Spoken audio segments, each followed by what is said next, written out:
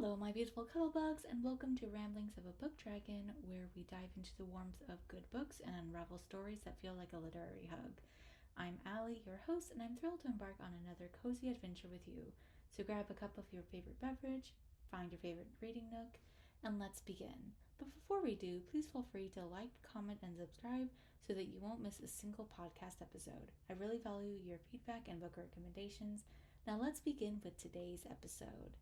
I wanted to do an end of year review for my books, but I thought it would be good to kind of go over what I read even before starting this channel. So I read 55 books, which was actually very impressive for me because my original plan was to only read like 20 books, and then I reached that, and then I just kept on adding more and more and more until I reached 55. I wanted to focus my information today on Storygraph, but yeah, I like using both. I do lean a lot more towards Storygraph because I really appreciate it.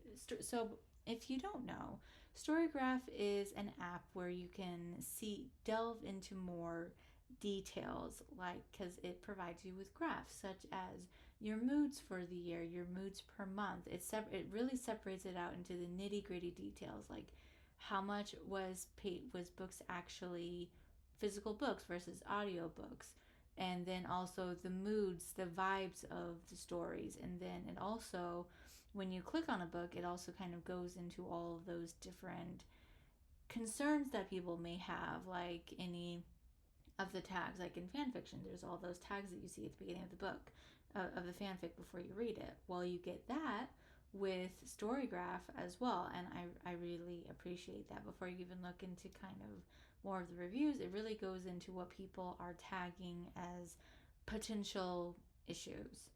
Now, according to Goodreads, I read 23,000 pages, with my longest book being Between at 989 pages. It's a big chonker of a book, and my shortest book being The Golden Spoon at 288 pages. According to Storygraph, my general vibes for the year were adventurous, mysterious, and also just a couple more things as well, but I found it interesting that it was mainly adventurous and mysterious, with my moods also being more of the lighthearted, funny, emotional, dark, tense, hopeful, reflective, relaxing, and challenging. But the main moods were adventurous and mysterious and lighthearted, which is quite the combo for the year, I must say. My pace for the year was mainly medium at 80%, with fast being 11 and slow being 9. Page numbers were mostly in the 300 to 499 pages, with 18% being at the 500 plus. All entirely fiction, of course, because I don't really like nonfiction. I know I should get into it more, but I don't like it.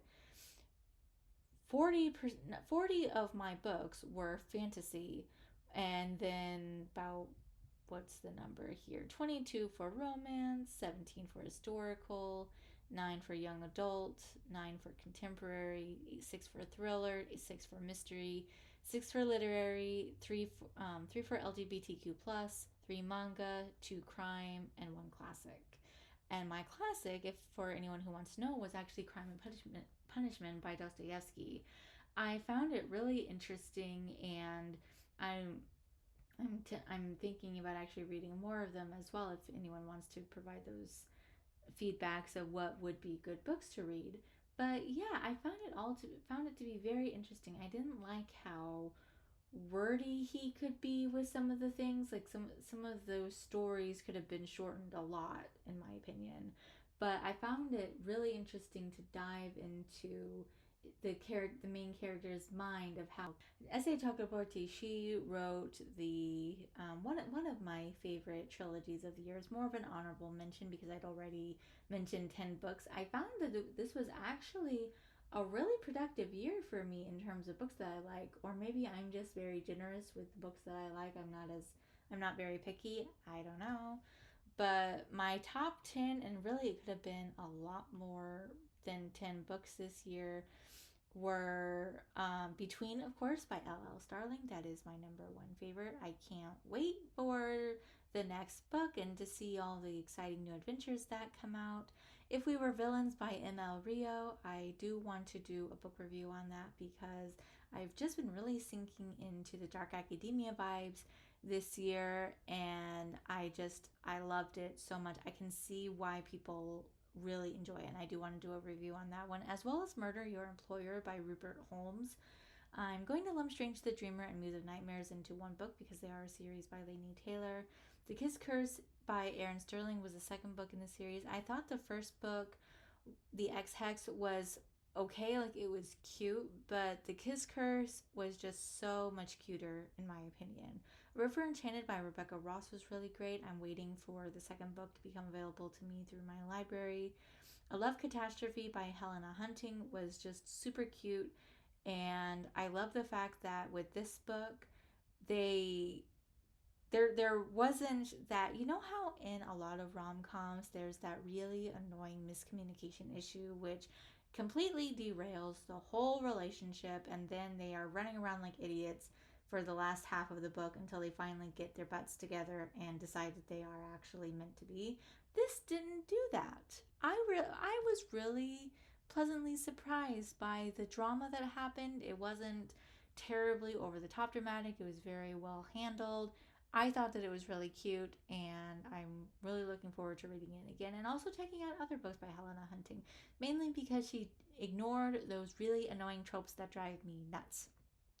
The Secret Society of Irregular Riches was a really cute one as well. I can't wait for the next book by her, by the author, and then The Mysterious Society of Lady Scoundrels, and finally Circe by Madeline Miller.